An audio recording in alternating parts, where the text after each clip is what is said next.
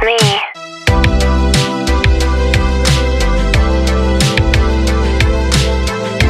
Let's get it. Let's get it. All right, y'all. So thank you for tuning in tonight. You are now tuned into Talking with Tahnia, and we are here with Donny Warzone. He got the little innocent smile. We're here with Donny Warzone, so we are going to talk about his life from chains to chainsaws. That's scary. Yeah. So we're going to talk about from chains to chainsaws. So, Donny, tell the people who you are, who you started off as. A street dude, street guy. I'm gonna just say this: a young punk. A young punk? Yeah, young punk. What area are you from? Logan. LV? No doubt. Logan Valley? Yeah, Logan Valley. You did your homework, huh? I know. Y'all know I know everything about everything. Y'all already know that. We saw that last show. Y'all know I know everything. Love and Loudon. How was your childhood? My childhood was pretty much like everybody else that come from the hood. Were you raised in a 2-parent home? Did you have siblings?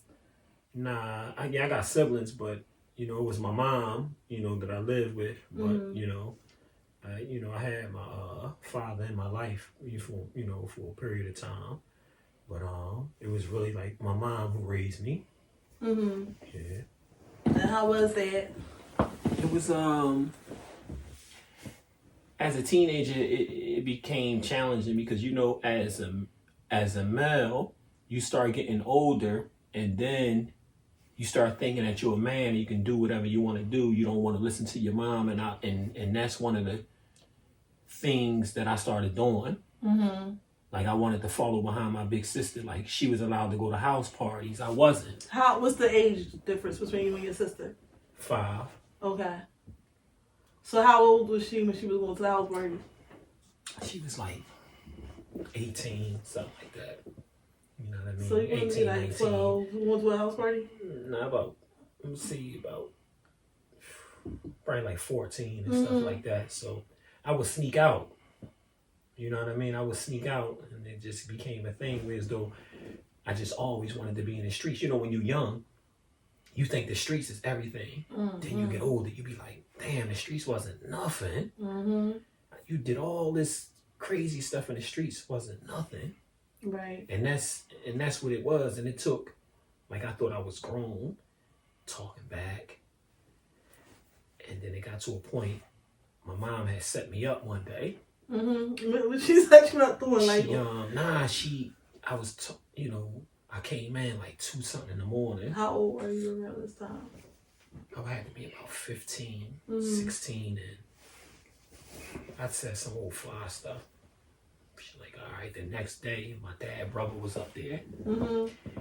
And I told this story before. He walked up on that corner, well, me and all my homies was at. Mm-hmm. And he had his security stuff on, his gun, everything. He walked up. And my mom walked up with him. And he was like, yo, what's up? And I was like, man, what's up, Unc? Mm-hmm.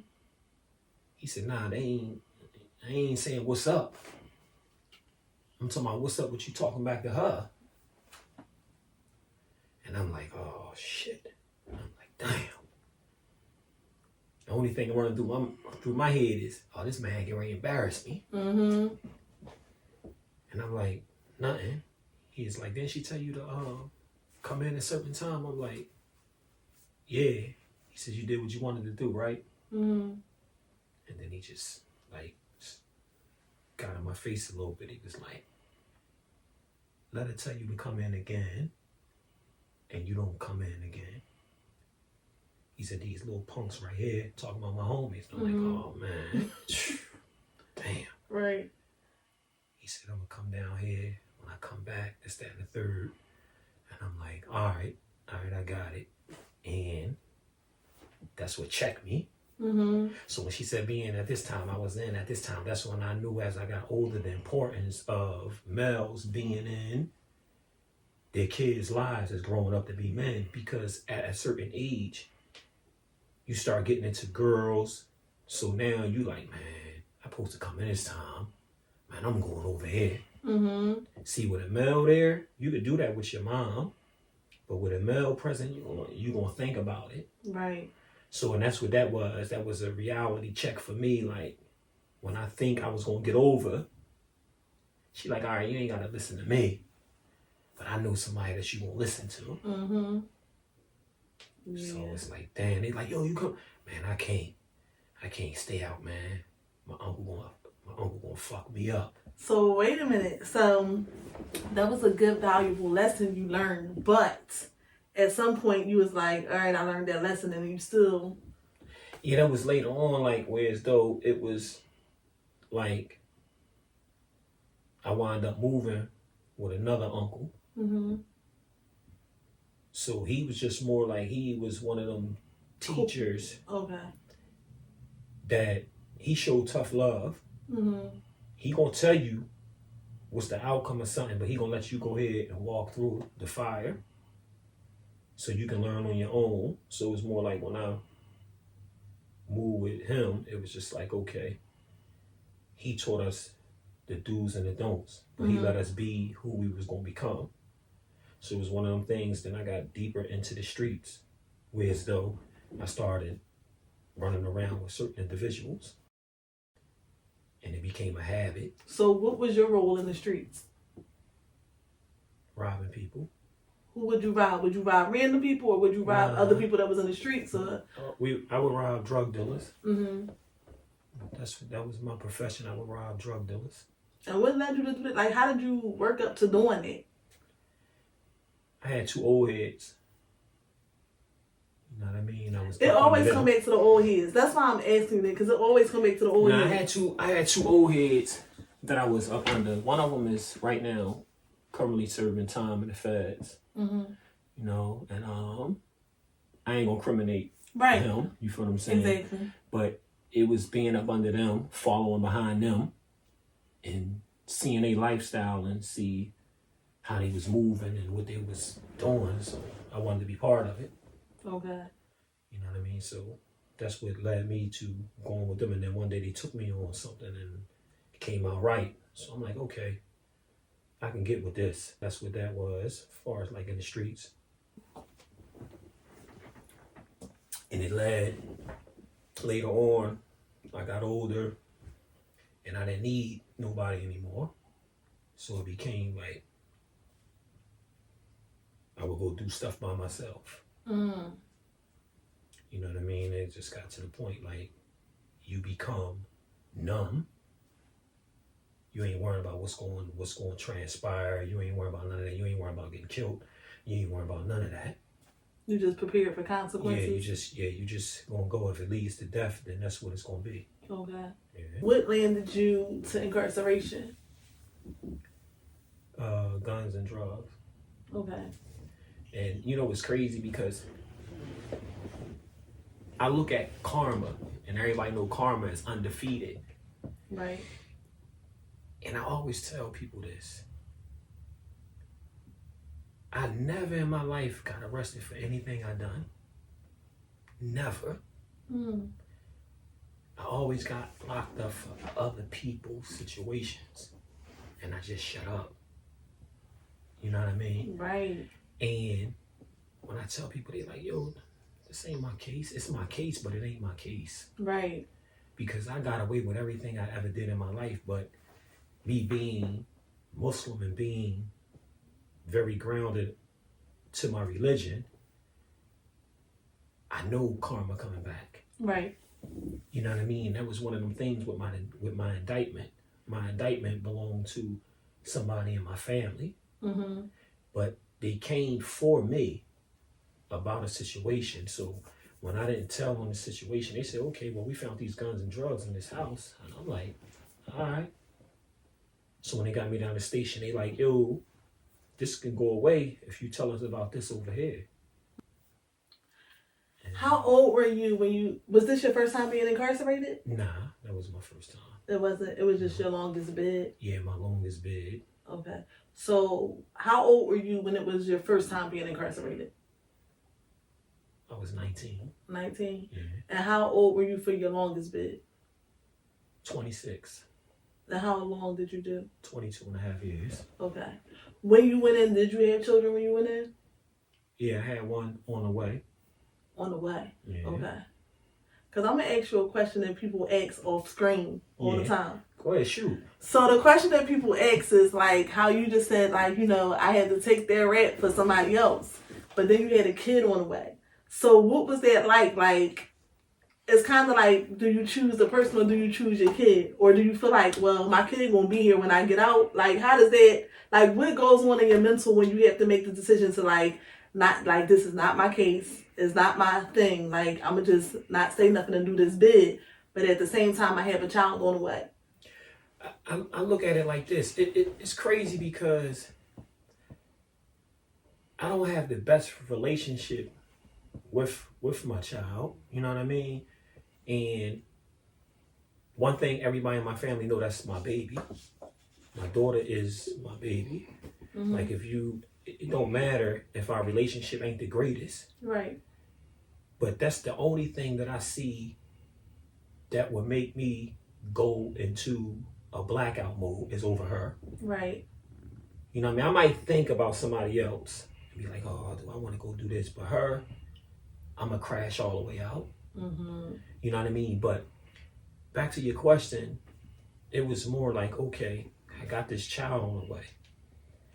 They asked me about this over here. They asked me about this over there, this, that, and the third. I always had a mentality that my friends is my friends. And they didn't get locked up. I got locked up. So it's not my job to give information to the federales or the police because I got locked up. Right. So now I got to figure out how to get out of this on my own. It ain't no mentioning no names because I got locked up. So yes, I got a daughter on the way, but one thing I know is my family is grounded. I knew my daughter was going to be all right. Right. Which she came out, she was all right. Right. So it was more like, I got to do this.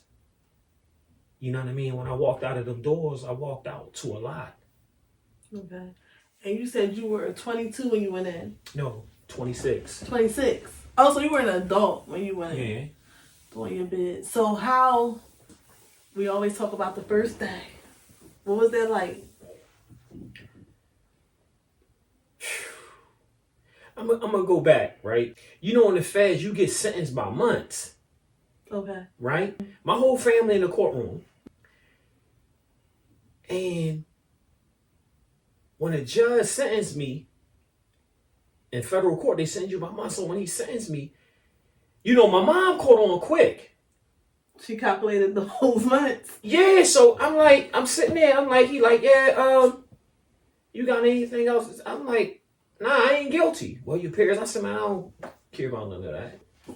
And he was like, well, we gonna pass sentence down, this, that, and the third. And he was like, we gonna give you 272 months. And I'm sitting there and I heard my mom say, you just gave my son 20-something years? I was like, Scooby-Doo. What? Right. So then I got to calculate in my head right then and there. I'm like, well, 24 months is 2 years. Oh, I'm like, this bastard just gave me 20-something years. And it was like him, my mom's voice. Right. And I'm like, Dad, they just gave me this sentence. So it was, you know, when I got back to the jail, I'm like, it ain't hit me until I went to sleep that night. And I'm like, these crackers just gave me 22 years after I calculated all of them. I'm like, damn, these crackers just gave me 22 years. And I'm like, damn. It get dark to you. So I'm like, damn, I'm gonna walk this off. You know what I mean? And I was angry. So I did a lot of time in the hole. I was going to ask you, how did you spend most of your time? I'm going to say for the first 14 years, I was just a radical. You know, was running around with your cousins and them, Mm. you know. Yeah. And over here, Sput, rest in peace to Sput, Reek. And it was just like everybody was on just go time. They had 17 years and up. Okay. So, you know, our car in federal prison was like knit tight. And, you know, in the beginning, I was known for checking people paperwork, checking people in and stuff like that. What that means is if you come on a yard and use a rat, then me or somebody that I run with, we would check you in. It's funny that you said a rat, right? Because I did some investigating, because you know I be investigating stuff. And I saw that you friends with somebody who always be talking about rizettes and all that. Please. But whatever. But you probably know what I'm talking about. But I just was like, okay. But go ahead. I'm sorry. I had to say that. Yeah, but, you know, and in defense, he always been like that. Yeah. Even in jail, like he didn't like rats. You know what I mean? He didn't like them. And as time went on, I was doing so much, but when I started growing, you know what I mean? And then, you know, while I was in, I lost something that was valuable to me, which was my little brother Phil. I was going to ask you that question. So it was like after that, it was like I just was angry all the time. And I was how the young generation say now, I was a crash out. That's one of the questions that I always like to ask all my guests. Like, did you lose anybody close to you while you were in prison? And if you did you get to attend their funeral? And the reason why I ask that question is because, like, the younger generation, like, they'll crash out now out here, but they don't realize that when you go in there, sometimes you won't be able to come home and see your mom, you know, be buried, and certain things you just won't be able to make it home for. Everybody I lost in my family that was direct, I never went to their funeral. Okay. My dad, I never made it to his funeral. Was it because of the incarceration? Yeah, incarceration. Okay. And my brother, my aunt, and my grandparents from both sides. So tell us what that's like, being incarcerated and having to experience a loved one passing away. You getting the information while you're incarcerated. What is that like? Like, how do you deal with that? How do you handle that? What does that look like while you're incarcerated? It's painful. You know what I mean? Especially when they're close to you. So your mental, it moves in a different direction. You know what I mean? And you be going through so much mentally that you could do stuff that's misdirect anger towards somebody that never even done nothing to you. Right. Understood. You know what I mean? So it's one of those things, like, I seen a dude lose his mom. Right. And we all just sitting there watching TV, and this little kid, he was from out of New York, and he used to be around us. And, you know, days went past, you know, everybody that he messed with from Philly knew that he lost his mom, but only a few people from where he from knew that he lost his mom. And it was a dude that was the blood, and he said something to the kid, like, damn, bro, you been acting funny towards me and stuff like that. And Shorty, like, bugged out. And they, like, raised up, and a lot of my pups, youngins, they got up. I'm like, yo, ho, chill. Y'all need to chill out, because he don't know what's going on. I know y'all mess with this little dude, but he ain't in our car. I know y'all want to protect him and stuff like that. And then I told the dude, one of the heads up in the Bloods, I said, yo, man, if you know anything about your youngin', he just lost his mom, so he ain't really trying to hear none of that. Right. I'm a person that lost somebody directly, so, you know, you need to, you know, redirect that energy and pull him to the side and, like, really talk to him and see where his mental at. So saying that, right, I feel like we're discussing conflict resolution. And because you were a little older, like you were 26 when you went in, do you feel like that was a part of who you were already? Like you already had the conflict resolution thing down, or do you feel like you kind of built on that once you were incarcerated? I built on it as time went on in jail. You know, everybody seen the whole 360-degree turn in me. Mm-hmm. They like, damn. And then one day a dude walked up, was like, yo, you know this dude, right? He's a rat. And I just looked at him. I said, all right, what you telling me for? He said, you know, I said, I'm done. I said, I got 19 years in. This y'all problem now. At that point, I started writing books. Mm-hmm. So it's more like I already started growing. So when people come and address me about situation, I'll be like, nah, y'all can go ahead and handle that. You got one foot out the door. Yeah, I'm older now, y'all young, y'all fresh in. So this is y'all job to do whatever that my folks and us was doing when we first came in. Okay. So it was more like I just woke up and I was just tired. I ain't want no more problems. Mm-hmm. So you mentioned books. So you like to write. What kind of books do you like to write? I'm gonna let you tell us. I write horror books. So where did the love from horror come in at? I'm scared. I'm scared. All right, look. When I was growing up, Mm-hmm. I used to always watch horror movies with my mom. So when you say horror movies, what's a horror film? Because things that I think is horror, people don't think is horror. I think the horror is like Freddy Krueger, Final Destination. Well, what does Final Destination consider? I look at. I don't really consider Final Destination as horror. A horror. You know what I mean? But I do consider Freddy Krueger because I grew up on watching Freddy. So do you feel like horror is more so like monsters? Yeah. Okay. Exactly. Possessions. Like one of my favorite horror movies is The Exorcist. Okay. Damien. You feel what I'm saying? So they are actually horror movies, but I don't look at Final Destination as a horror movie. What is it, more like a thriller or a suspense? Yeah, it's more like a thriller / action. Okay. You feel what I'm saying? That's how I look at Final Destination. I don't look at it as a horror movie. I just look at it that it got some major slasher stuff in there that come from objects and stuff like that. But I don't consider that as no horror. You know, I consider stuff like Jason, Michael Myers, Freddy Krueger, all the scary stuff, and all that stuff. I consider them as horror movies. Okay. You know what I mean? So you already had like the horror thing, like you grew up enjoying horror. Yeah. Okay. So you started writing in prison. Like, was it towards the end, or was it something that you was building on while you were in there? Like, how did that come about? I was building on it, and I'm gonna tell you a story. It's a rapper from back in the day, right? His name was A+, and I think he was from out of Jersey, and I was locked up with his step-pop. Okay.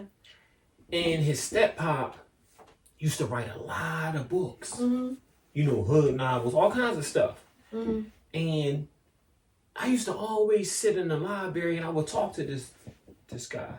And he was so educated. He was so, like, his mind, like, he spent all his time inside the law library. So I would sit and pick his brain and stuff like that. And one day he gave me something to go back to the block, and I read it. Mm-hmm. And it was a story, and I'm like, yo, this joint live. So the next day I went back to him. I was like, hey, yo.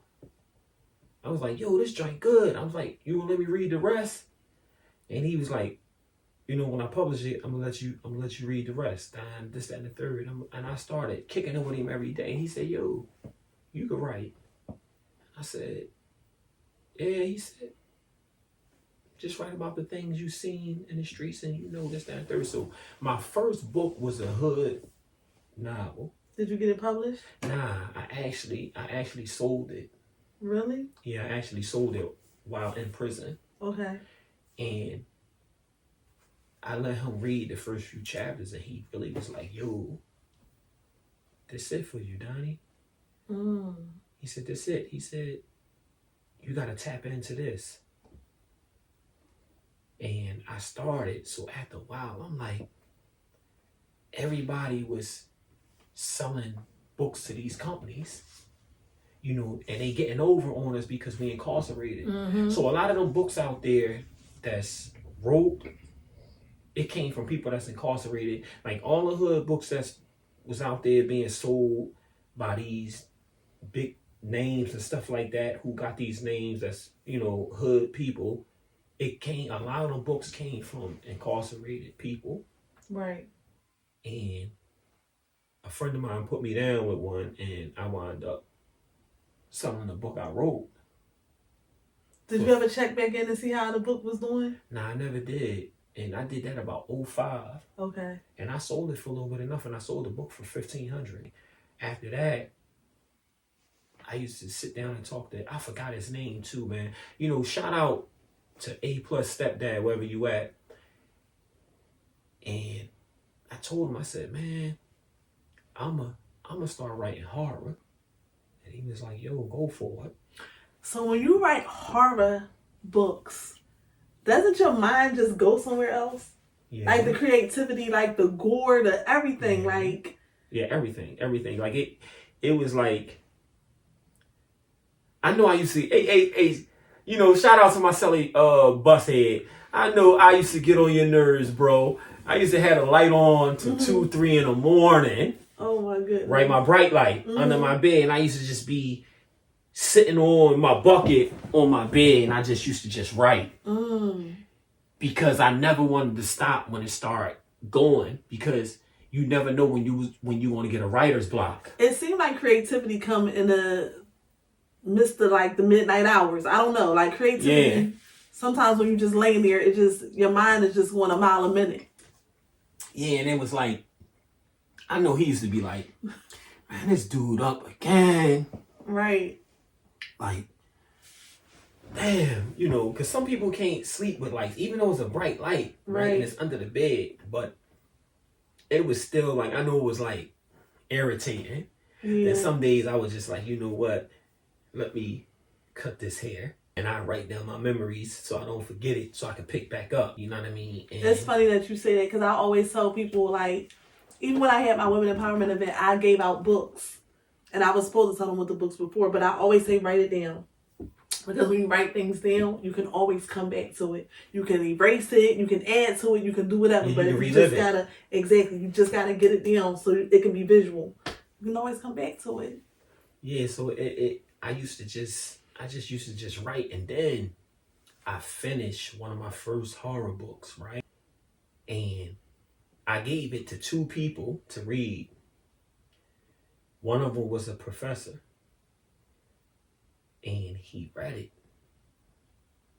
And he came back to me, he said, yo, can I read the rest? Both of the people close to me to this day. Mike, what's up?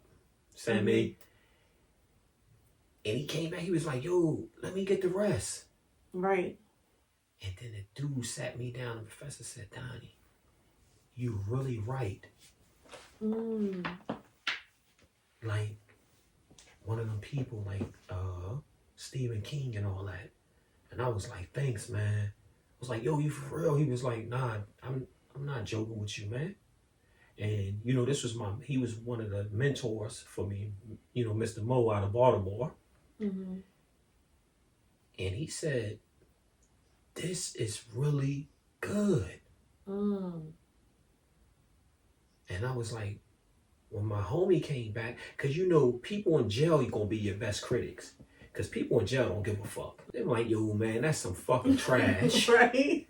You know, they the hardest. If they tell you that you good, you good. Right. Right. If they tell you trash and you some shit, then that's what it is. Right. And when I let him read it, he said, get that copy written immediately. I did it. From jail. I did all the paperwork, and I had my homie Turk from Richard Island, you know, we was calling jailhouse lawyer. He typed up majority of my stuff, him and some white boy from out of Lancaster. Okay. So they would type all my stuff up, you know, and once I got it all typed up, I put everything together and I sent it to my mom. So I had signed the copywritten, and she was sending money order to Washington, D.C. and got everything copywritten for me and stuff like that. And the short story that I let them read is what I got out right now, Lucifer Daughters. You feel what I'm saying? And it was like, once they told me, I was like, okay, I'm going to keep on doing this. And right now, I got a trilogy that's just sitting. I got a trilogy just sitting right now. Can you put my name in the book? What? Because don't nobody never... Don't tell them no. We got people on the side. The book already written. Oh, all right. Well, put my name in the next book. Because don't nobody right, never say my name in no raps, no books, no nothing. Because my name is so unique. Because, you know, I'm so decent and I'm a boss. So don't nobody never use it. So, you know, that ain't saying enough. Like, you know, it's okay. But we got to start getting it out there. You know what I mean? No, Tahnia would be a cool vampire name. It would. Yeah, and it's cool Tahnia. Like, that's how you put it. Tahnia. Like, you see how I say it? Like, Tahnia. You know what I'm saying? It sounds spooky, like Tahnia. You know what I mean? I'm telling you. So you wrote the horror books while you were in prison. So how else did you spend your time while you was incarcerated? And when did that even start? Like, when did you start making the horror books? I'm gonna say around like 2012 or 13 is when I really took it serious. I had wrote stuff and then stopped. You know what I mean? And never went back to it. Then when I get in a hole, I go back into it because that's, you know, I got all the time in the world now. Right. So I would do that then and get back out, then get caught up in some more stuff, and then I'm back in the hole. You know what I mean? So it was more like I really start taking it real serious around like 2012, 2013 is when I was like, you know what? I'm gonna complete these joints, and I did it. Right. So it was like, okay, now the next joint is get them copywritten and stuff like that, etc. So that's when I really took it serious around like 2012, 2013, because like I said, I started developing the mentality of a man instead of the boy. Right.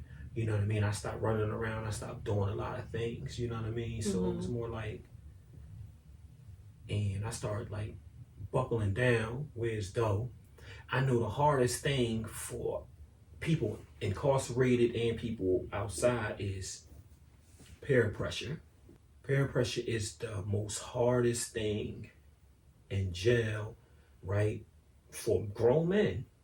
And then out here it's for the young kids. Because now, you know, when your peers is on you, you think you gotta fit in. And it got to the point whereas though I started mentoring the younger generation that was coming in prison, and I'm like, you know, when I'm hearing dumb stuff, I'm like, young boy, come here, man. And I be like, you ain't gotta do that to fit in. Right. You don't gotta do that. I said, you ain't gotta crash out. Cause at the end of the day, you know what they gonna say? I said, you looking at a dude who did all this dumb stuff. Only thing they gonna say is, man, that nigga was gangster. Right. But you sitting in the hole doing a whole bunch of time developing PTSD. You know what I'm saying?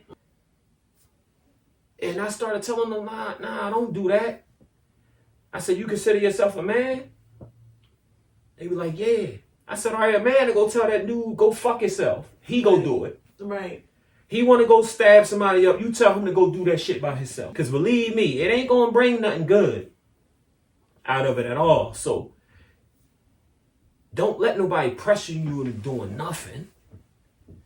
And even when I go out with A Strat, like to some of his youth events. Who is A Strat? Well, no. Oh, you don't know A Strat? No. Yeah. Say, I think I know him. Just I took a think shot I know at you, him. homie. I think I know him. I might have heard of him a time or two. So look. When I go talk to some of his youth, you know, with his program, and I always, that's one of my pet peeves is to let them kids know, don't fall into The peer pressure. Because at the end, you know, you become somebody when you can tell somebody, man, I ain't doing that. I ain't gonna go help you drive by on nobody. I'm not gonna help you go drill on somebody. It take a whole lot to stand alone to tell people, a whole group, like, you ain't with this. Right. And that's something I never had a problem with in jail. Yeah. Cause I had a little cocky attitude because the mentality I had that I ain't going for nothing, I'm gonna move out. So what changed? What changed? Like, how did you go from having a cocky attitude? I mean, I know you, of course, you got older because you did like some time. But what made you say like, let me chill? Like I can't do my whole bit like this. The last time I was in the hole, Mm-hmm. I was in Farrington, New Jersey Federal Institution. And the last time I went to the hole, I was just tired. And I just told the people one day, I ain't taking no cellies. They like, what? We gonna write you about? I said, I don't care. Ain't nobody moving in here with me. I need to be in here by myself. And I started evaluating myself. And one day I woke up and was like you's a nut ass nigga. You keep doing all this dumb stuff for no reason because you mad at the world. And I knew right then and there, like, yo, I need help. So one day the psychologist come through and I stopped her and I started talking to her. And I started explaining some things to her. And she was just like, yeah, well, we can start you with the program in here, this, that, and the third.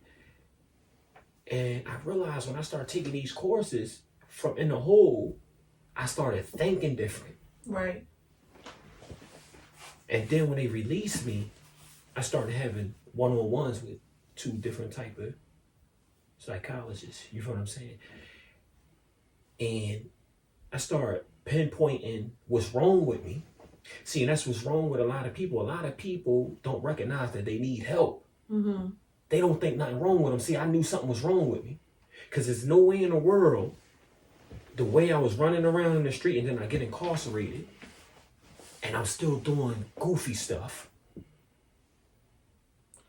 So when you sign up for therapy and counseling and all that other kind of stuff, that's optional. It's not mandatory in prison. No, it could be mandatory if your judge stipulated to be. Okay. You know what I mean? It could be, but most of the time, like me, it wasn't stipulated for me. I just went and did it. I just feeling though like I can't keep going on this way. Right. So then I was like, you know what, man? Let me go talk to these people. And me talking to them, I started becoming better. And it was wild because they had a program and a person signed up for a program that I never would think would go and sign up for this program. And he was like, yeah, they got this joint, this. And I said, you signed up for that? He was like, yeah. And I looked at him because the person I'm talking about, I never met nobody more gangster than this man. And his name is Tariq Lorenzo Sput Duncan.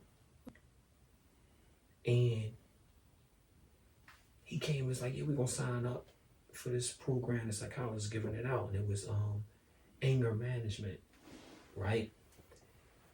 And man, I used to be in that class together. And the way he used to talk, I used to be like, damn. He ain't crazy. Right. You know what I mean? And he just used to, he was one of my mentors later on. And he used to be like, yo, he was like, you gonna keep on playing games. And these people gonna send you with some palm trees and you ain't gonna see your daughter.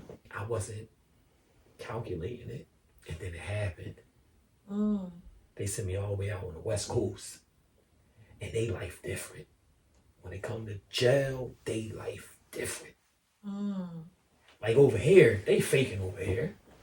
Really? Yeah, like I'm gonna just give a quick story, right? Over here, you will see somebody on the East Coast. They just stab somebody up about 19 times, and the dude ain't even check out. Mm-hmm. I literally seen the Mexican stab a dude 4 or 5 times and downed him right there in the hall. And I said, damn, these niggas ain't playing out here. I mean, you feel like it was more gangs and stuff? No, it definitely is. It's ganged out over there. Yeah, I would think that. You know what I mean? So it was like, oh, this where I'm at. So my mentality is, even as a juvenile, when I was going through juvenile place, my mentality is I'm gonna act like them. That was my mentality. Like, if this the way they carrying it, this the way I'm carrying it. Mm-hmm. But when I got out there, I just seen the movement and the vibes was just different. Right. They was heavy on respect out that joint. Like them gangs, they heavy. And I was like, so you was basically in a whole other territory. Whole different joint. And then, you know, every time I laid down, I would think about Reek. I'm like, damn, Reek told me I keep it up. They was gonna ship my ass out here on the West Coast. So did you come home from there, or were you shipped back before you came home? After doing 3 years out there, I was shipped back. Okay. So why did they ship you back? Because I was a good person. Okay. You know, I completed all my programming and stuff like that. You feel what I'm saying? And that was one of the transitions, right? Whereas though after we went through something real crazy out there, and I was just like, damn, we on lockdown and stuff like that. And it was a wild situation. I'm like, okay, now it's time to get up out of here. Right. Because now it was a thing anyways, though we had to do certain things. Being up under the Muslim car, whatever car you in, your turn coming. Right. You feel what I'm saying? And what I mean by your turn coming is we used to be strapped out. Mm. You feel what I'm saying? So it might be your turn when people go to the yard to hold all the weapons. Right. So one day it was my turn. I'm saying that John like, damn. What the fuck? I'm like, man, these people run down. I got 80 goddamn knives on me. Mm-hmm. But your turn only come around once a month. Right. So it was one of them. And I'm like, man, this shit here. And I'm like, look what I done got myself into. I can't see my mom, can't see my kids. And then it was crazy because I called my old head when I first got out there to send me some money. Mm-hmm. And I called him. I'm like, yo, Jihad, I'm on the West Coast. I'm on the West Coast. He said, what the hell you doing out there? Oh, man, somebody did something to somebody, and I moved out, and he went off. Mm-hmm. He said, when the hell it's gonna be about your family and not them niggas in there? And I couldn't really say nothing when he was just talking to me. He was talking to me reckless, and I'm like, because I'm saying myself, he right. Right. So let me ask you about your support system. How was your support system? And when I say who was your support system? My mom and my little sister and a female friend. That's my friend to this day. I was about to ask if she's still around. Yeah, she's still around. But you know, she married and all that. But, you know, we don't have no ties or anything like that. But she was one of the ones that I could depend on and call and stuff like that. But what nobody in my corner but my mom, my little sister, you know, of course, you know, my daughter, because she was little. My mom would bring her. My mom would bring her nonstop. Mm-hmm. You know what I mean? She would. That's how I know who my daughter is, because of my mom. Right. How long you been home for? This month be 4 years. Okay. Mm-hmm. Oh, so you were still incarcerated when they had cause y'all know me. But I used to go there on Allegheny Avenue and talk to my friend on the screen. So you was you got to do that? Instead of having direct visits, you didn't. No, I had contact visits. I mean, he did too, but I wasn't going over there and see him. So I did it on the screen. I did it on the screen. But did you do that too? Nah, they actually came. Yeah, all my visits was contact. Oh, that's what's up. You know what I mean? All mine was straight contact, but it was more like my mom would bring my nieces and stuff. When they got older, they stopped coming to see me and stuff it's like going to church after a while. You be like, I can make my own decisions.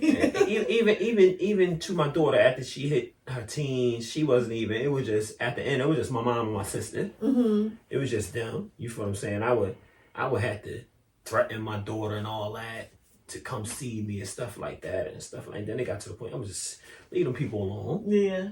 You know what I mean? It got to that point, I'm almost done. It is what it is. You feel what I'm saying? Them people, living a life. You feel what I'm saying? That's how I started looking at So things. what was it like preparing to come home? What was that like? You know, I had my ducks lined up. I knew what I wanted to do when I got out. And what was that? Get a job and start pushing my books, my brand and stuff like that. And I'm living it. You know what I mean? So, you know, I used to hear guys come back on violations. Oh, it's hard out there. This, that, and the third, man. And I'm like, damn. But you know why I think that is? I think it's because, I know this from experience, Joel. Because when their mentality hasn't gotten past that while they're still in there, like you said, you had a plan. When they don't have that plan, that's how they end up Now, in there. I'm going to say this. It's never hard. These individuals just didn't want to work. Right. They just didn't want to work because here it is. Look at me. H try to tell you, I'll be working 2 or 3 jobs. They mean it's hard out here. Yeah. And I remember this dude, this old head named Reg, he said, have you ever had a job? I said, yeah, I had a job. He said, how many jobs you had as a teenager? I said, about 3. He said, did you find anything wrong with it? I'm like, no, not really. He said, so you willing to work? I said, yeah. He said, go out there and work. I'm talking about really work. Don't take no breaks to go do some crime. Just really work. He said, you might just like it. So when I came home, I realized, like, okay, I like this. You know what I mean? When I got in the union, I was like, okay, I'm feeling this right here. And it was like, okay, I'm going to rock out with this. And then I got with it, you know, I started working with the removal company, Rams Runner. And I've been rocking out with them forever. And then Golden Touch Cleaning Company, I've been rocking out with them. You know what I mean? So it was more like, it's no such thing as being hard. Right. How was adapting to life when you came back home? Like cell phones, TV, like just things that changed since you went in. How was that? Hey, listen, when I first went in, we had, right, when I first went in, it was just, the first Sprint phone was the first cell phone I had. And then, you know, the 2-way. Right. I got introduced to the Nextel in CF County Jail with the chirp and all that. So when I come out and see that they done combine a pager, the Nextel, and a phone all in one, and I'm seeing videos on there, they done put you know, the iPods and the MP3 players was this, that. They done combine all this and balled it up and put it in the phone. I started learning how to do it. Like, my niece was my first tutor for, you know, the phones. Right. And she used to show me certain things, and then I used to play with it. I even got scammed out of 2,300. How? With the Cash App thing. Oh, You feel what I'm saying? Like, I kept asking individuals for help because I'm new to this stuff. For me being impatient, I went and tried this crap myself. Right. And they got me. And I know I snapped out so bad in my mom's crib. I scared my mom. I punched the hole through the door. I just lost it. Right. And I was so mad because it was like nobody never took nothing from me. Right. And then I don't even know who you is. Right. So I was more hurt. I wasn't even really hurt about them taking the money. I was more hurt that you took something from me and I don't even know who you is. There ain't nothing I can do about it. So I was mad at everybody, and I kept calling the phone and help me do this bank stuff and stuff like that. I was so mad at everybody, and at the time, you know, a lot of people showed me love when I came home, and I still had some money. Right. And I was like mad at everybody because I'm like, yo, they like, yo, such and such. I'm like, man, don't call me. I called you and I told you that this, that. So these people, they said they took what? And I'm like, oh my gosh. So my mom came in there when she's like, yo, you gotta calm down. I was like, Mom, I'm sorry. Like, I'm cool. Like, and I had to take care of something. And I'm like, damn. who can I call? And I called my homie M. Dot and I called Wallow. And they cash at me the bread. Okay. So I still, and everything, what I was doing, what I was taking care of something with my brand. And he got me, and I was like, oh man, these motherfuckers. And then Wallow said, when you do transaction, I got to do the bank the next time you walk in the bank. And my homie Nate, he bugged out on me. And I'm like, yo, listen, right now, I don't need to understand. Like, I just, Wallow just bugged out on me. Mm-hmm. Like, you don't do nothing with that. You go in the bank. Right. So, I'm listening. And then my road dog, childhood friend, he called me, Nate, like, yo, said, like, man, you don't, this. I said, Nate, listen, bro, I just heard the 3rd degree from a few people. I don't need it right now. You know what I mean? A couple dudes situated me and I'm cool now. But you feel what I'm saying? Right now, I don't need this. Right. I'm learning. Mm-hmm. I'm coming home after doing all this time to all this technology. I'm going to ask you some questions that I've asked on this show before. Talk to me. Shoot. You know what time it is. Yeah, let's go. Wait a minute. Did you come home to somebody? I did and I didn't. Okay. You know what I mean? It was more like I patched things up with my daughter mother. Okay. You know what I mean? We dealt with each other for a while. So when you was in there, you used to think about her on them nights because it's time. You know what this means. You know what this means. But, I used to think about a few. Let me say. I used to think about a few. Let me see that one. That'll be this one. Ain't that the one? Yeah, that's the one. That's the one. Y'all gotta tune in if y'all want to know what I was doing. That's the one, right? That's the one. Yeah, that's the one. I'm a pro at this. Like, I really be knowing this. Yeah. I be right all the time. Mm-hmm. Yeah, that was the one. That was the one. It's cool. Shoot. Yeah. So, you have other things going on besides the horror. You have a lot going on. You also have the apparel. Y'all see me? Y'all see it. Mm-hmm. Global Monstrosity. Shout out to 066. And I love all my 066 that always support me, man. I love y'all. Y'all see this hoodie? Y'all don't know what 066 mean. That's our federal last 3 numbers. Y'all see my hoodie? And always know our jailhouse bond is stronger than some of the people I grew up with. I got greater ties with my brothers that was incarcerated with me than I do with people that I grew up with. Tell us about the apparel. So, Global Monstrosity. Tell us about it. This came with, I needed a name for what I was creating. So, I wanted to be big. Mm-hmm. So, I was like, okay, I'm in horror. Monstrosity is associated with horror. Mm-hmm. And I wanted to be global. So that's how I came up with Global Monstrosity. Okay. Yeah. I like it. And you also have like the apparel with the monsters actually on it. Yes, I do. So y'all gotta make sure y'all tap in and make sure y'all follow him so y'all can see some of his apparel too. Y'all can follow me on global_monstrosity22. Tap in, hit me up, DM me for these wintertime hoodies, Scullies, all that. He worked me a Scully too, y'all. But I can't put it on because I got, my buns.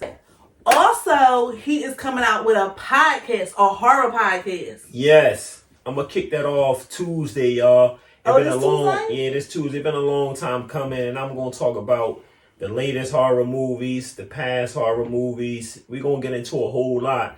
And this is for anybody that's, in that horror world, because my stuff is based on all horror. Like, I ain't kicking it about the birds and the bees and none of that on my show. It's all about the horror. If some serious stuff, lifetime serious threatening stuff would, arise, then I'm going to address it. But you think you can be the monster? Yeah, we'll find it out. You think you can be the monster? They got switches out here. So you and Jason, you think you want to be? They ain't know how to execute Jason. Just chop his goddamn head off, and it would have never been a 1, 2, and a 3. I'm scared. I don't know. I always used to love Freddy Krueger growing up because that just was kind of mild to me. That's my daughter's favorite. Yeah, that was mild to me. But everything else, she got my genes all the way. She's Harvard out, and she read a lot of books like me. Like when I was incarcerated, I must have read over 4,000 books. Were they basically horror or? Nah, it was a whole lot of everything. I had my avenues. Like I would, when I was in the hole, I would read a lot of action and stuff like that and drama. Then they got to the point where when I started writing, that's all I wanted to rock out. I read all Anne Rice's books. She's a major vampire writer. I read all her stuff. Stephen King, I read majority of all his too. Right. You know what I mean? But Anne Rice is, in fact, one of my favorite writers, and Bernard Cornwell, and his deal with swords and stuff like that. Okay. Swashbuckling stuff. Do you prefer books over movies?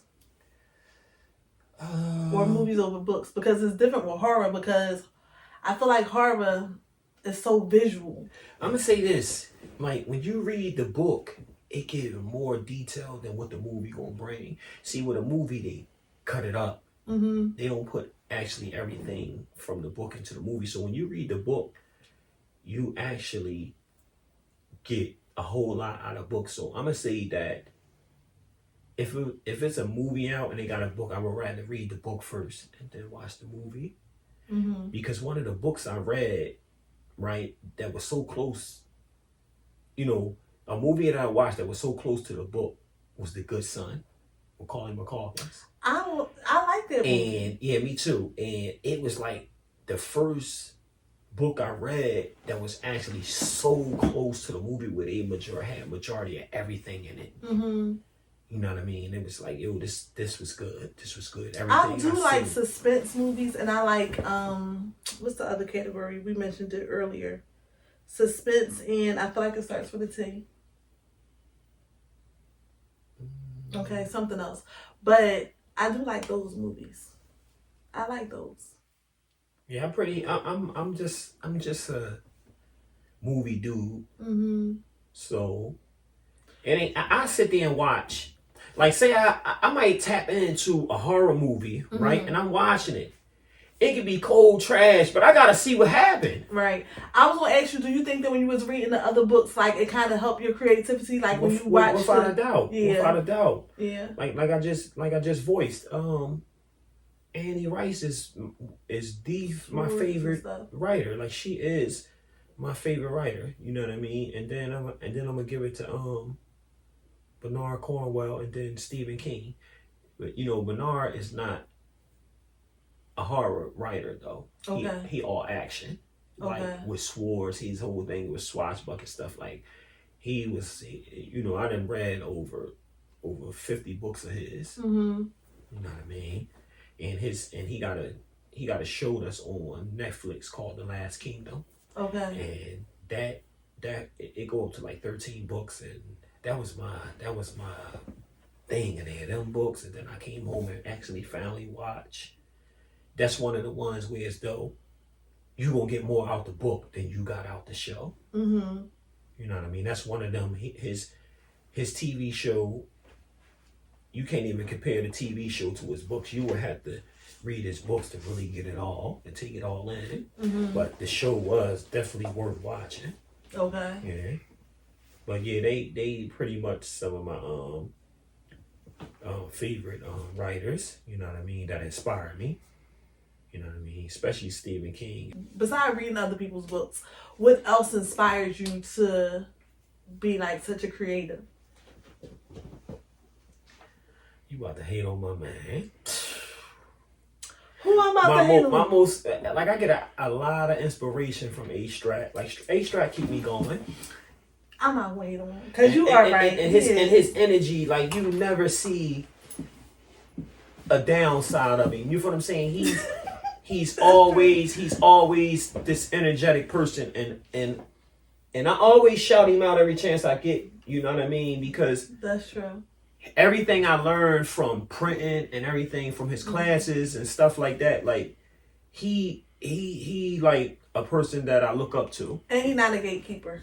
He's definitely not a gatekeeper. He give the game to everybody. He don't hide. He don't gatekeep none of that, man. He tell people what it is because he want to see you win. Yeah, that's true.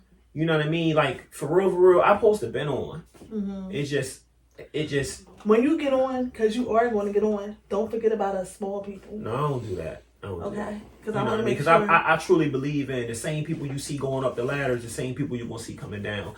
So if you, like, I can go ahead and blow, and I can look out for this dude over here, right? And he could take off, and I could be falling. And that'd be the person that put me back up. Right. You know what I mean? Like, even when I was in the streets, anybody that know me, the first thing they're going to say is, Donny was never on money. He made sure everybody ate. Everybody that ran with me, I made sure everybody ate. Okay. So it was more like I never was the person that was on money. Like, that's why the thing that I see going on in the world today, with no morals, no principles, no integrity, with the young kids today, they killing what they call their day ones. How is this your day one and you can kill in your day ones? It couldn't have been no amount of money that you could come bring me to take out one of my day ones. You cannot come to me and say, here's $1 million. We need you to do this over here. One of the most heartbreaking things to learn, and I've been learning this lately in my 40s, that your day ones is your day nones. Because that's happened to me. And that's crazy to have to kind of experience that. But it's life. It is what it is. And I'm looking at it and I'm like, wow, like this is what y'all call y'all day ones. But y'all can backdoor them and leave them dead in the car. Like, I can't never grasp that or accept that because I didn't come from that era, you know what I mean? Right. And I school a lot of my nephews and stuff that's into the streets. And the thing that I drill into their brain is y'all generation has no loyalty. So them people that you dealing with, they are not your people. Do you talk to young kids now? You said you do, right? Yeah, every chance I get when I speak to them at rec centers, schools, programs and stuff like that. I be with A Strat. You feel what I'm saying? He do a lot of things with the youth. So sometimes I go and I kick it with them. You know what I mean? And just to see him, you know what I mean? I just went to a program with him not too long ago, and I was big with the kids, you know what I'm saying? They was grinding his bully bear up. Right. You know what I'm saying? Right. But it's good to give back, right? No doubt. After you done tore down so much and do you ever feel like you mentioned karma in the beginning of the interview? So do you ever feel like karma ever came back to you for like any of your past? Nah, that was the creed by law that before I came home, my law had removed all the enemies I had. That's why recently I went on a live and I was like, because an individual called me one day with some nonsense. And I'm like, nah, about another person that I deal with. Like, nah, I ain't into none of that. And we ain't get ready to play no games where I'm straddled on both sides of the fence. So now we're going to make this clear. Since y'all like playing these internet games now, I'm going to go on the internet and I'm going to say how I feel. So everybody know that, okay, Zone not on this no more. And my whole mentality is, I don't think y'all want me on this. Right. So leave me alone. So whatever beef you got with anybody, leave me out of it. Don't call my phone if you beefing with a dude that you know I'm cool with. Because I don't do no straddle on the fence. So whatever beef you and him got, y'all go ahead and y'all iron it out. Y'all got to kill each other and put each other in the ground. That's what you do. But don't make me a part of it. Right. You know what I mean? I'm out here in a different lane. Y'all still dipping and dabbing in the streets. I'm all the way out the street. Whole civilian. Yeah, like I'm totally different. You feel what I'm saying? I still stand on certain things and stuff like that. But other than that, y'all keep y'all problems is y'all problems, like I said. Y'all problems is y'all problems, not mine. And I stand on that. So it's more like, now if you got a problem that you dealing with financially, and if I can help you, I can help you. But I'm talking about street stuff. Your street problems is your street problems. Don't bring that around me. Right. You know what I mean? Stay on over there with me, because at the end of the day, you didn't do 22 years with me. My mom and my sister and my female friend and my daughter, they did that time with me. Y'all ain't do no time with me. Y'all ain't send me one dime. The dudes who did send me the dimes and the nickels, they all dead now. The ones who was dropping money off to my mom for my daughter and stuff like that, they gone. So it's more like, don't call my phone for y'all nonsense, because y'all still in the streets a little bit. And how you in the streets and you this age? Yeah. How you playing around with these little kids? These little kids are down you. Right. So you out here shaking and baking with these kids, you looking for your cake to get baked. The comments are coming through. And Sam says she loves that you have your head on straight. I don't know what else. Thrillers. That's the word that I was looking for earlier. Oh, thriller. Thrillers. Yes, Thriller. that's the words I was looking for earlier. Michael Jackson, why we ain't think of that?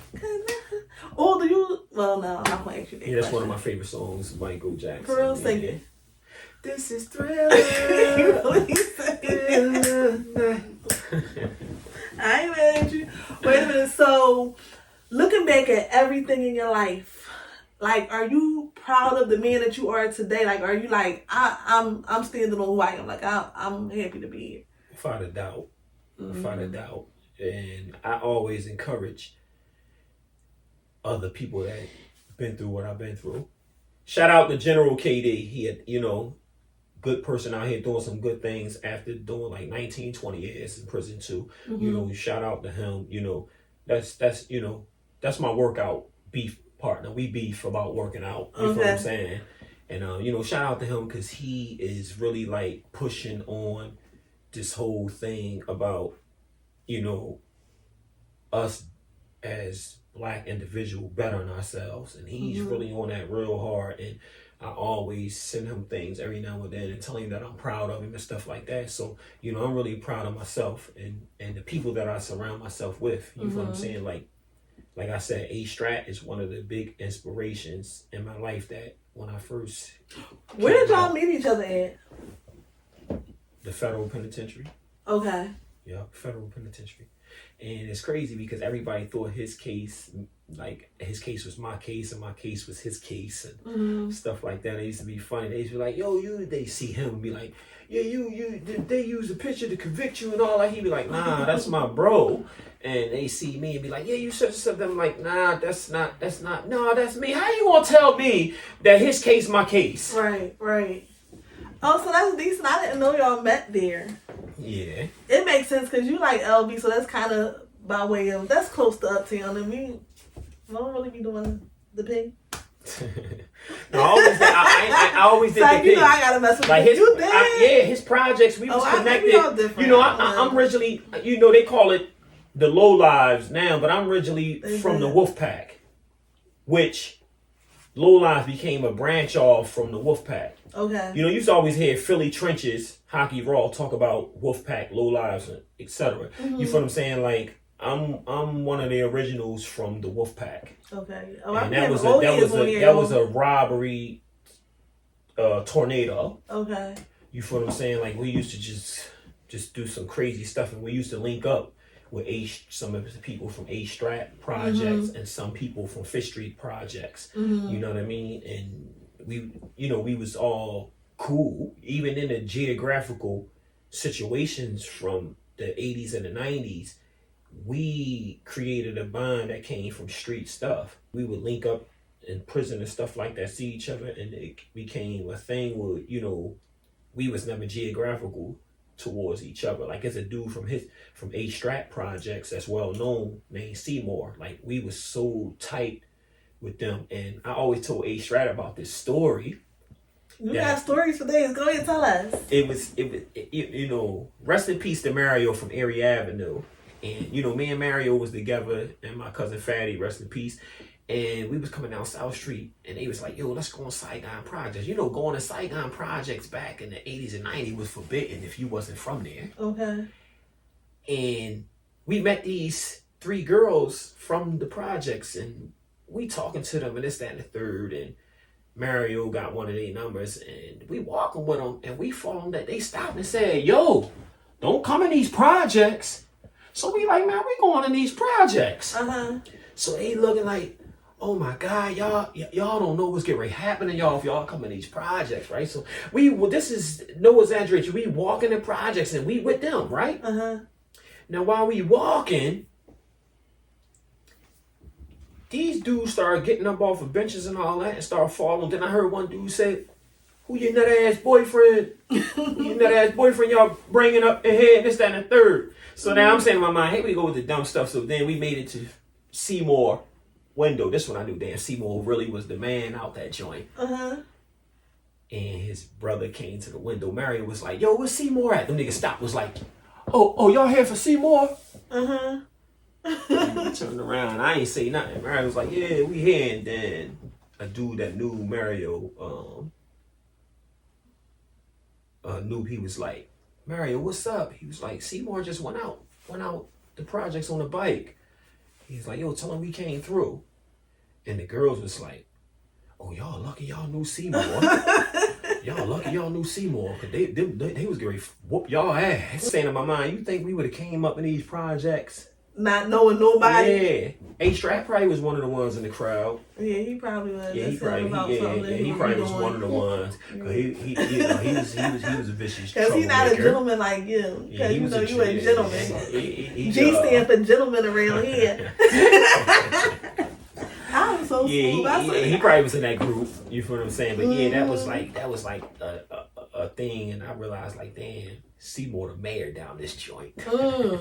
That's crazy. So what's like the craziest thing that you seen when you was in prison? Like, oh my God, like I gotta get the hell up out of here. Like, what's the craziest thing you can remember?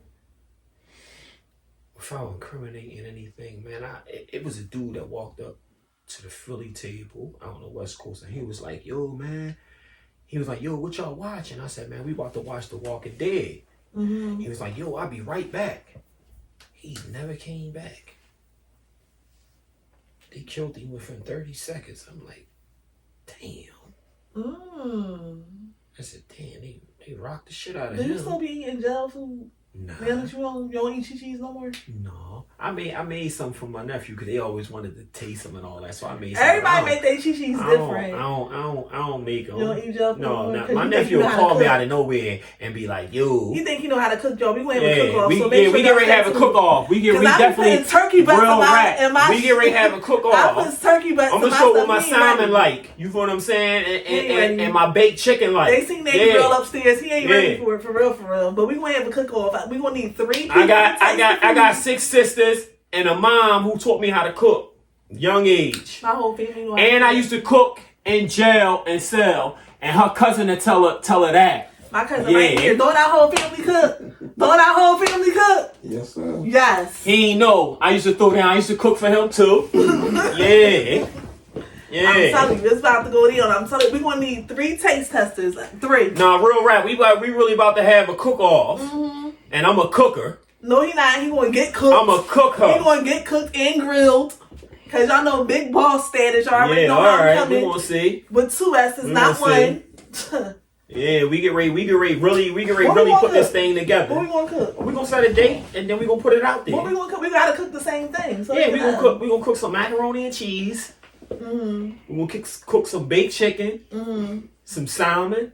Damn, you really trying to feed the people? Wait till they turn the stick on. And some spaghetti Alfredo. Oh, your cousin gonna tell you gonna lose. Your cousin gonna tell you gonna lose. You ain't ready. You is not ready. He gonna tell you gonna lose on that. On what? Which one?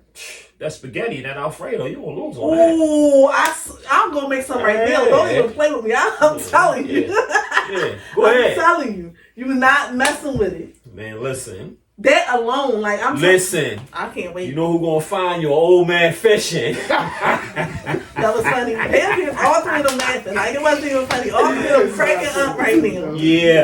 Yeah. Watch y'all. My stuff. We definitely gonna put this. We definitely gonna put this together. A cook-off. I can't wait. I cannot wait. I love female cooking. But when I ain't got one, I cook for myself. Okay. So what you eating? Like soul food? Yeah, I eat plenty of soul food, but main thing I really like to tap into that fish and that chicken. I rarely eat beef. I might eat beef once a month, but other than that, I love chicken, turkey, and fish. You feel what I'm saying? That's what I eat. My favorite food is. Are you a healthy eater? Yes. You are. You look like a healthy eater. You're all long and lanky. Cut up too. Cut up. Take it off. Yeah. Cut up. Oh yeah, I don't got no dollars. I don't got no dollars. That's like, no, don't listen to him. He be doing too much. You know. Push-ups.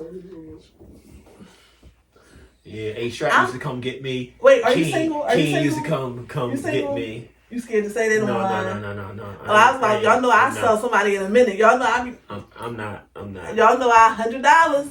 I give out the number. Y'all still got A-Strap now. Cause he's single. He's single and ready to mingle all the time. So if y'all run me my ducats, Not me. They I'm better gonna have link a y'all bean to for him. me too. Huh? They better have a bean for me too.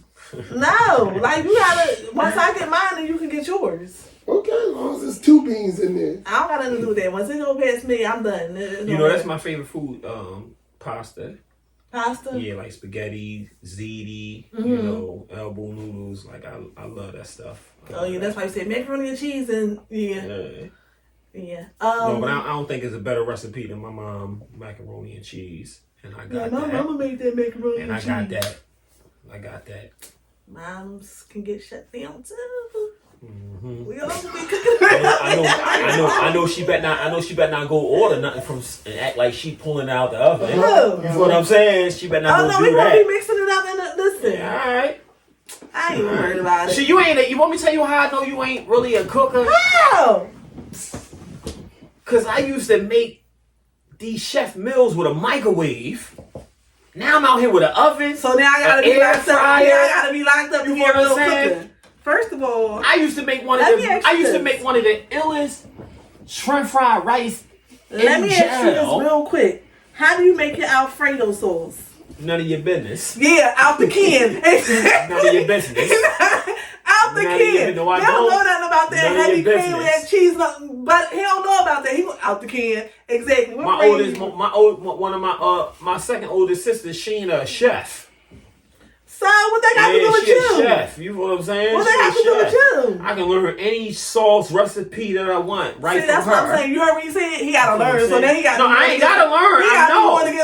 What I'm saying is, if I need to go to somebody, I go to them. I go to them for all my advice. When it comes to women and all that, and I'm going through something, I go to all. What I'm telling you is, we having a cook off about what we already know. So if I say let's go upstairs right now and cook.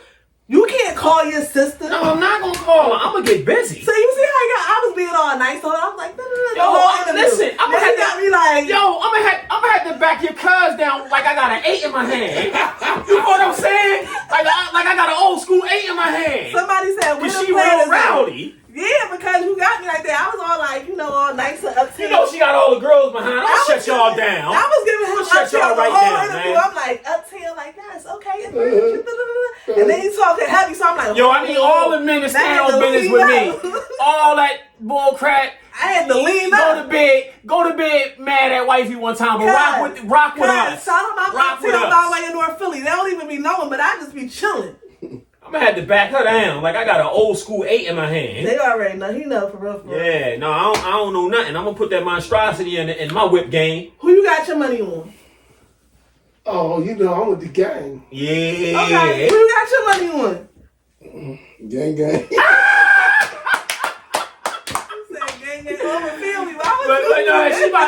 The women about to flood her joint now. Like we got your back. Who y'all got your money on? Who y'all got your money on? Y'all going to eat? Let mom get involved though. Huh? Oh yeah, because my mom. She can get her mom involved. I got a mom too. Yeah, she. Oh, my mom. I got a mom, and I got a sister that's a chef. My sister Sheena a chef. Yeah. He trying to make a professional. Real rap. Okay. No, but I ain't bringing them. Sheena. Long as you don't bring nobody, I ain't gonna bring nobody to get a body. I say it's a rule. What's the rule? You can't bring nobody unless they watching on this live. Yeah, how about that? I feel like we should do it like a real cook-off TV show. Like I feel like no, we going live. No, okay, we can go live, but this is the stipulations, right? Somebody gonna bring us some food. Like somebody gonna be like, "This what y'all cook." We don't even have to know what we cooking. This what y'all want to cook. So it ain't no call Sheena. It ain't no call mommy. It ain't no call. It's this what you got? Make it happen. Cause that's how confident I am. Yeah. You that confident? You ask your cousin. I'm asking you. Are you that confident? No. All right then. Shut it down. I was a chef up north. Oh, So I would have got left up north. You know what I mean? Y'all heard it. Y'all see how I shut that Yeah. down? That's how you gotta do it sometimes. You gotta just start off like, oh yeah, blah, blah, blah. And then sometimes you gotta lean up and let them know, like, no, this Now I'm going from chainsaws to cooking. Yeah. I'm about to cook. Y'all already know. Cooking with Nay. Y'all know them platters be coming. Like, y'all already know what it is. They know. They know. Yeah. So, yeah, now that I shut that down,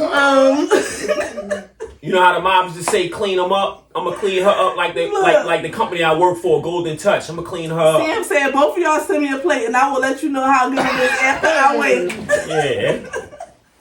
Yeah, I'm gonna get him, Sam. I'm not playing. He got me messed up because I do this. Mm-hmm. So, yeah, you cook. You have. I want to say it right. I cook. I clean. I do everything. But he won't let me sell them. Mm-hmm. I'm trying to make a profit. Let's get it. Because I'm trying to run it up. They're gonna jump him. They're gonna jump him. He a G. No, but I think it's a stipulation. I think that it should be 2 cook-offs. Because I don't know if Donnie could.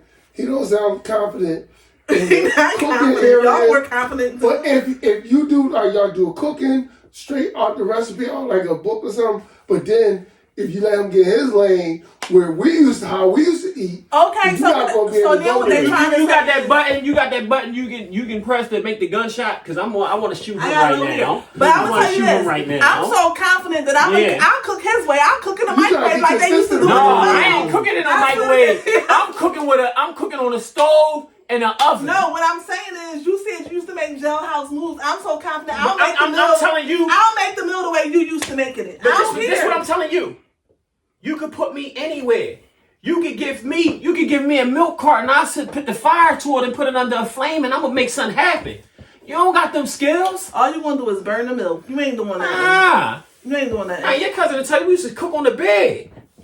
Okay. We used to fry rice on the bed with the milk cartons. Well, I'm frying you with the on wick this on couch it right now. So anyway, you ain't frying nothing. Frying them. You frying your brain. She frying her brain. This is your brain. This is your brain on drugs, and this is Donnie. Like, I did it. Okay. So if you could leave people with one positive message, or young people or anybody else, what would that message be? Do not fall into peer pressure. Don't let nobody pressure you into doing nothing that you know is wrong, morally corrupt, or anything. Stand on business and tell them to go F theyself. You ain't doing it. Mm-hmm. That's what I'm leaving y'all with. And that's for the youth, because I ain't talking to no grown folks. Because if you ain't beat peer pressure by now, you ain't gonna beat it. But so I'm talking to the youth. You know, don't let nobody pressure y'all into doing nothing, man. And I love y'all. That's it. I love the youth. And sometimes sit back and listen to the youth, older people. That's a plus. Tell the people where they can find you at, so they can know how to see us when it's cook-offs. Global _Monstrosity 22 is my business page where I promote my brand, and then I got my regular page, Donny Warzone 22. And I'm on TikTok, I'm on IG, I'm on Facebook. You know what I mean? I'm on it all. Only thing I don't have is a Twitter account. Okay, so yeah, I don't know how to do that. However, y'all can go on my page and I posted him all up on there. So just make sure that y'all follow him and make sure that y'all support him. Make sure that y'all please support me. And I have a book out on Amazon under Dwayne Underwood, and it's called Lucifer's Daughters. Thank you. Yeah, Lucifer's Daughter. So y'all can get that as a small read, quick read so y'all can get a feel of actually how I write. And I guarantee you, if you live in that horror world, you're going to love my book. And tell them where they can get your apparel. Y'all can DM me for all my stuff. Wintertime hats, t-shirts, workout gear. For all you workout dudes, I got the monster workout gear for you. So, hit me up for these warm hoodies, for the winter. And they cute, you know what I mean? And they affordable. I ain't breaking nobody. I know where we come from. How much are they? Tell us. They $50. Okay, y'all got $50. $50. Y'all got $50. You know what I mean? And tell them about the podcast again. And the podcast definitely gonna jump off Tuesday, God willing, So, if I'm around, it's definitely gonna be around. So y'all you gotta tell them all the details about I'm gonna kick it off on, YouTube, around like 8 at night, You going live with it or? Yeah, sometime I'm gonna go live with it, sometime I'm gonna pre-record, you feel what I'm saying? But it's definitely gonna be a blast. It's definitely gonna be worth watching, for all my horror heads. And if you ain't a horror head, become one. Become one. So on that note, we are going to wrap it up. Did you have anything else you wanted to say? Anything else you wanted to cover? Yeah. I'm gonna cook her ass on the cook-off. And plus I'm gonna be in the next book. No doubt. I'm gonna be a vampire. Listen. Right now, I'm working on my Lucifer daughter. I'm getting ready to make that into an anime, and I'm saying it live. I'm gonna let her voice be one of the characters in the book. That's how I'm gonna do that. How I'm gonna do that. So I put that on. I just got a job. All right, so thank y'all for tuning in, and we will see y'all next time for the next show. So keep on, just keep posted, and I'll let y'all know when the next show. Hit me up for that gear. Hey, it's me.